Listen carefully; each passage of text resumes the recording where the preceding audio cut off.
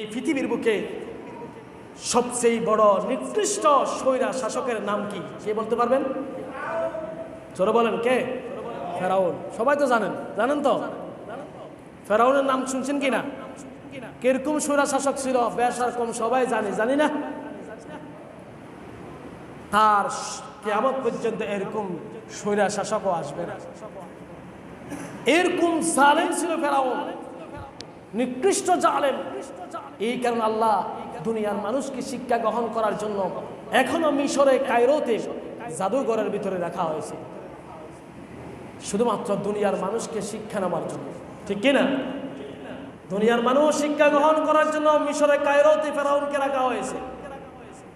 কারণ আল্লাহ যে নিজে বলেছে, ইন্নামা নাউদ্দু লাহুম আদ্দা, আমি সব কিছু গণনা করে রেখেছি, নাম ঠিকানা সব কিছু। কোথায় পালাবে? কোথায় পালাবে? কারণ তুমি এমন ক্ষমতা কি তোমার আছে? আমার জমিন থেকে, আসমান এবং জমিন থেকে তুমি কি বাইরে যেতে পারবে? পারলে যাও। কেউ ক্ষমতা আছে এরকম? পৃথিবীর যত বড় রাজা বাদশাহ বলেন, পৃথিবীর যত বড় ক্ষমতাসীন বলেন, পৃথিবীর সমস্ত ক্ষমতাসীন অত্তর হয়ে যদি অস্ত্র শস্ত্র বলিয়ান হয়ে এই পৃথিবীর গণ্ডি থেকে বের হতে পারবে? আর জনগণ গণ্ডি থেকে বের হতে পারবে? সম্ভব? কেন এত বাহাদুরি? কেন এত ক্ষমতার দাপট? আপনি আজ বললে কাল 2 দিন হয়ে যাবে। আপনি আজকে একটু দেখেন না, ক্ষমতার মালিক আল্লাহ। আল্লাহ এমন এক পর্যায়ে চলে আসবে, ফেরাউনকে যেভাবে পানিতে ডুবিয়ে মারেছেন, কার কোন সময় জালেম স্বৈরা শাসকদের জন্য এত বড় ক্ষমতাশীল হওয়ার পরেও কাকে কোন সময় ধ্বংস করবে এটা জানে কে? ফেরাউন ছিল সবচেয়ে নিকৃষ্ট জালেম। এমন পর্যায়ে হয়ে গেল, তাকে রব হিসেবে সেই স্বীকৃতি দিল। যে তাকে রব হিসেবে মানবে না তাকে কতল করা শুরু, ডাইরেক্ট ক্রস ফায়ার। কিরকম পরিস্থিতি দেখেন। ফেরাউন ছিল একজন কবরস্থানের মালিক, মানে গেট দারোয়ান ছিল আর কি। সেই এক পর্যায়ে 2 বন্ধু মিলে, লম্বা ইতিহাস আরেকদিন আপনাদেরকে বলবো, শুধু সংক্ষিপ্ত আকারে বলতেছি। এই ফেরাউন শিক্ষা তেমন নেই, কিন্তু সে এমন বুদ্ধি করে, শয়তানের বুদ্ধি তো বেশি, এই বুদ্ধি করে সে শেষ পর্যন্ত সেই এই মিশরের প্রেসিডেন্ট হয়েছিলেন এই ফেরাউন। এমন পর্যায়ে হয়ে গেল, সেই নিজেকে রব দাবি করল। এমন রব দাবি করল যে তাকে মানবে না তাকে সে হত্যা করবে। এমন শুধু তা নয়, ওই জমানার ভিতরে যারা অন্য কিতাব দ্বারা উলামায়ে কেরাম ছিলেন, অন্য আল্লাহর আসমানি কিতাবের আলেম ছিলেন, তারা বলেছেন ফেরাউনকে ধ্বংস করার জন্য, ফেরাউনকে দাওয়াত দেওয়ার জন্য একজন নবী আল্লাহ তাআলা প্রেরণ করবেন, সে হলো ছেলে নবী। আর এই কথা শোনা মাত্রই ফেরাউন তার দেশের ভিতরে সমস্ত বাচ্চাদেরকে, মাসুম বাচ্চাদেরকে হত্যার পর হত্যা করেছে। কিরকম নিকৃষ্ট! মাসুম বাচ্চাদেরকে হত্যা করেছে ফেরাউন। যে জায়গায় শুনছে ছেলে সন্তান জন্ম হয়েছে সে জায়গায় হত্যা, আর যারা এর পক্ষে নিয়েছে তাদেরকে হত্যা, হত্যার বন্যা বসিয়ে দিয়েছে। একতন্ত্র কায়েম করেছে স্বৈরা শাসক ফেরাউন। তার সে যেটাই বলবে সেটাই, কেউ তার প্রতিবাদ করতে পারবে না। যে তার প্রতিবাদ করবে তাকে হত্যা করে ফেলবে, তাকে নির্যাতন করবে, জেল ভিতরে বন্দী করে রাখবে। এই ফেরাউনের এই চরিত্র। ফেরাউন যখন নিজেকে রব দাবি করল, তার কওমের ভিতরে বৃষ্টির পর বৃষ্টি হওয়া শুরু করলো। এমন পর্যায়ে বৃষ্টি বন্ধ হয়ে গেল। বৃষ্টির ভিতরে মানুষগুলো বৃষ্টি না পেয়ে, পানি না পেয়ে হাহাকার হয়ে গিয়েছে। ফেরাউনকে যারা রব দাবি করলো সবাই মিলে রবের কাছে গেল। ও ফেরাউন, রব আমাদের, আপনি তো আমাদের রব। জমিন ফেটে গিয়েছে, মানুষগুলো পানির জন্য হাহাকার করতেছে, আপনি পানির ব্যবস্থা করেন। রবের কাছে তো মানুষ যাবে কিনা? এখন রবের কাছে তখন গেল। ফেরাউন বলতেছ, ঠিক তোমরা আমার কাছে আসেছো, একটু ধৈর্য ধরো, 2টা দিন অপেক্ষা করো। রব 2টা দিন সময় যাচ্ছে। বলুন তো, রবের কি একটা সেকেন্ড লাগে? রবের কি একটা সেকেন্ড লাগবে বৃষ্টি দিতে? কারণ কোন ফায়াকুন, হয়ে যায়। ওই ফেরাউন 2টা দিন সময় চাইল, একটু ধৈর্য ধরো 2টা দিন। আর এইদিকে ফেরাউন একজনের কাছে গভীর অন্ধকারে চলে গেলেন, তিনি হচ্ছে রব্বুল আলামিন। ফেরাউন সৌর হলেও মানুষ ভালো, কথা একটা আছে না, সুর হলেও কি মানুষ ভালো।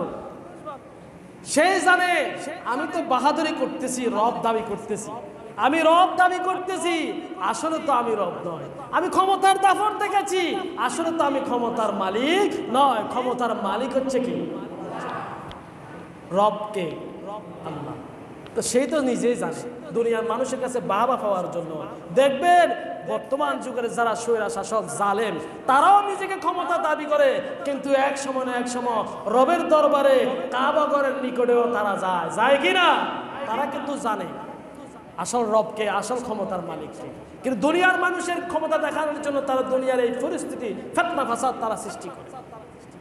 ফেরাউন রাতের অন্ধকারে, গভীর অন্ধকারে সেই আল্লাহ তাআলার সিজদায় পড়ে গেলেন আর আল্লাহর কাছে কান্নাকাটি করলেন, আল্লাহ দুনিয়ার মানুষের সাথে আমাকে ছোট করবেন না, কারণ আমি দুনিয়াতে বাদশাহী চাই, রব চাই। এরপরে আল্লাহর কাছে কান্নাকাটি করার পর বৃষ্টি চাইলো, বৃষ্টি দিল। কারণ আল্লাহ তাআলা এমন দয়ালু, এত রহমত, সে কাফের হোক আর মুশরিক হোক, আল্লাহ তাআলার বান্দা সবাইকে আল্লাহ না খাওয়ায় না, যে যা চায় আল্লাহ তা দেখি না। আপনাদের এলাকাতে আল্লাহকে যারা পছন্দ করে না, তারা আছে না, মুশরিক আছে না, নাস্তিক আছে না, তারা আল্লাহকে তাদেরকে খাওয়ায় না? খাওয়ায় কি না? আল্লাহ তাদেরকেও খাওয়ায়।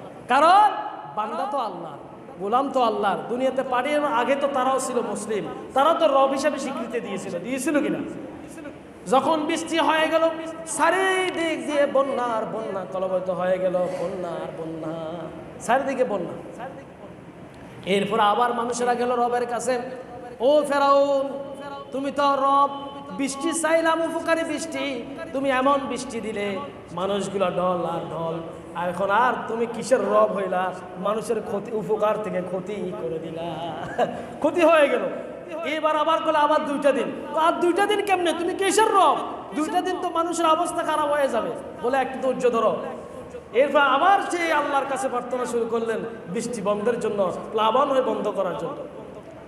এরপর আল্লাহ তাআলা ওই ফেরাউনকে বললেন, ও ফেরাউন, তুমি বৃষ্টি দেওয়া হবে, গায়েবী আওয়াজ আসে, বৃষ্টি দিব, বৃষ্টি বন্ধ হবে, প্লাবন থেকে নাজাত দিয়ে দেব। শুনো, তোমায় আমাকে একটি আইন প্রণয়ন করে দাও, একটি আইন তুমি দিয়ে দাও, তোমার কওমের ভিতর তুমি তো রব। হ্যাঁ আমি রব। কয় তাহলে তোমার হুকুম যদি না মানে, তোমার হুকুম যদি না মানে, তোমার বিধান যদি না মানে, তোমার আইন যদি না মানে তোমার প্রজারা, তাহলে তুমি তাদেরকে কি শাস্তি দিবা?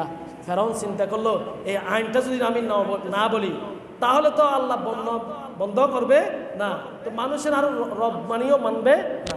তখন ফেরাউন চিন্তা করলো কিছু একটা বলা দরকার। ফাঁসি ছিল নীল নদ, সে নীল নদীর দিকে তাকিয়ে বলে, আল্লাহ, যে রবকে মানে না, আমার হুকুম মানবে না, তাকে এই নীল নদের ভিতরে ডুবিয়ে মারা উচিত। তো আল্লাহ কয় ঠিক আছে, তুমি এটা সাক্ষ্য দিয়ে দাও। সাক্ষ্য নিয়ে নিলেন। আর এই মূসা আলাইহিস সালাতু ওয়াস সালামকে যখন ওই ফেরাউন ধ্বংস করার জন্য, দলমল নিয়ে হত্যা করার জন্য রওনা দিয়েছেন, আমরা অনেকেই ইতিহাসটা জানি।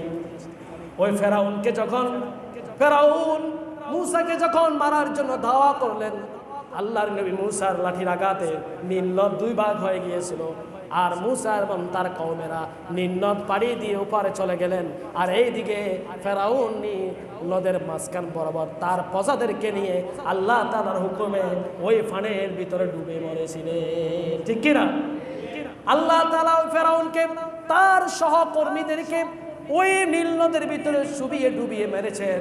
শুধু তাই নয়, আল্লাহ তাআলা ঘোষণা করেছেন, ও ফানি, ও মাছ, তোমরা খবরদার, খবরদার, এই ফেরাউনের একটি পশম তুমি খাবা না, একটি পশম ফসাবা না। কারণটা হলো, আমি এই ফেরাউন যে নিজেকে রব দাবি করেছে, দুনিয়ার ভিতরে সে ক্ষমতাসীন দাবি করেছে, ক্ষমতার দাপট দেখিয়ে মানুষদেরকে হত্যা করেছে, নির্যাতন করেছে। শুধু তাই নয়, আমার মূসাকে সে হত্যা করার ষড়যন্ত্র করেছে, আমার মূসার উম্মতদেরকে হত্যার পর হত্যা করেছে। আর এই ফেরাউনকে দুনিয়ার কিয়ামত পর্যন্ত মানুষকে শিক্ষা নেওয়ার জন্য আমি তাকে সুটকি করে রাখবো। এ ক্ষমতার মালিককে এখনো পর্যন্ত এই ফেরাউন অক্ষত অবস্থায় মিশরে আছে কিনা? জোর আছে কিনা? তাকে কোনো কিছু মেডিসিনও দেওয়া লাগে না, শুটকি করে আল্লাহ রেখেছেন।